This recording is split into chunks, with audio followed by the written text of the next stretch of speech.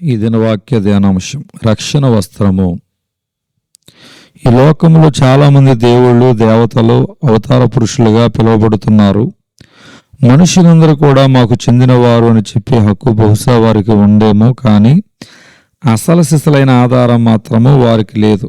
కానీ ఎవరైనా యేసుక్రీస్తుని చూసి, అయ్యా ఎందుకని ప్రజలు నిన్నే నమ్మాలి, ఎందుకని ప్రజలు నిన్నే ఆరాధించాలి, ఎందుకని నిన్నే ప్రేమించాలి, ఎందుకని నీకే అంకితము కావాలి, ఏమిటయ్యా నీ దగ్గరున్న ఆధారము అని ప్రశ్నిస్తే, యేసు నీ కోసం, నా కోసం, ప్రజలందరి కోసం నలగగొట్టబడిన తన శరీరమును ముళ్ళ కిరీటముతో, రక్తమయమైన తన శిరస్సును మేకులతో గాయాలు పాలైన తన చేతులను శీలలో కొట్టబడిన తన కాళ్లను చూపించి చెప్పగలడు, మీ మీద ఉన్న నా ప్రేమకు నిదర్శనము ఇవే అని.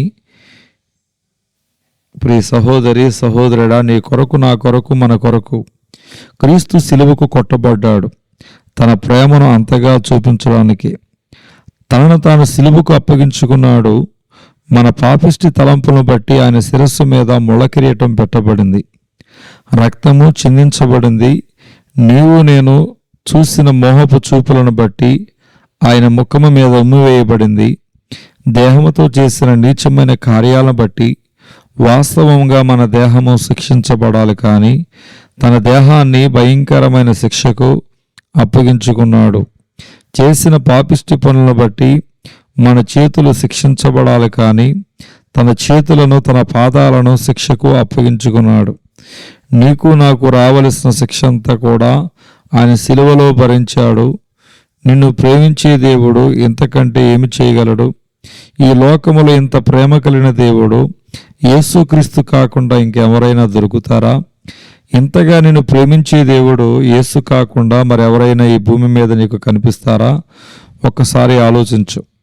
మార్క్సు వార్త 15:24.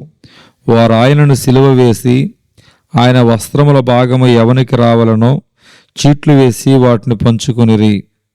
ఆయనకున్నటువంటి వస్త్రాన్ని తీసివేసి అర్ధనగ్నముగా సిలువ మీద వేలాడదీసి అంతమంది సైనికులలో ఆ వస్త్రము ఎవరికి వస్తుందా అని చెప్పి చీట్లు వేశారట. ఆ రోజు యేసుక్రీస్తు వస్త్రహీనుడిగా సిలువ మీద వేలాడిన కారణము పాపముతోనూ అపరాధములతోనూ నగ్నముగా తయారైన మనలను, నీతిమాలిన జీవితాన్ని జీవిస్తున్న మనలను నీతి వస్త్రములతో కప్పటానికి ఆయన తన వస్త్రములను పోగొట్టుకున్నాడు.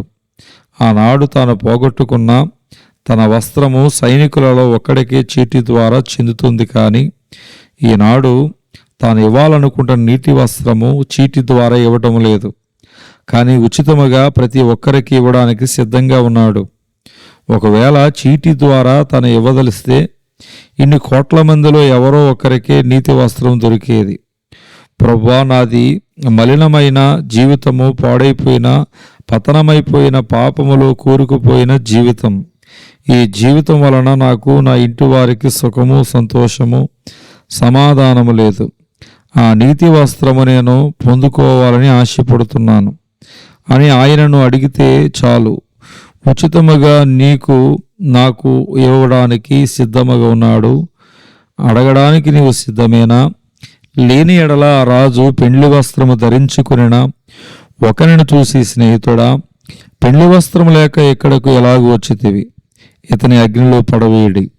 మత్తయి వార్త 22:11-13 వరకు అని శాసించను. పెండ్లి వస్త్రం అనగా గొర్రెపిల్ల మహోత్సవ వస్త్రం అనగా రక్షణ వస్త్రము. అది ధరించని ప్రతివాడు నరకములో త్రోయబడుదురు.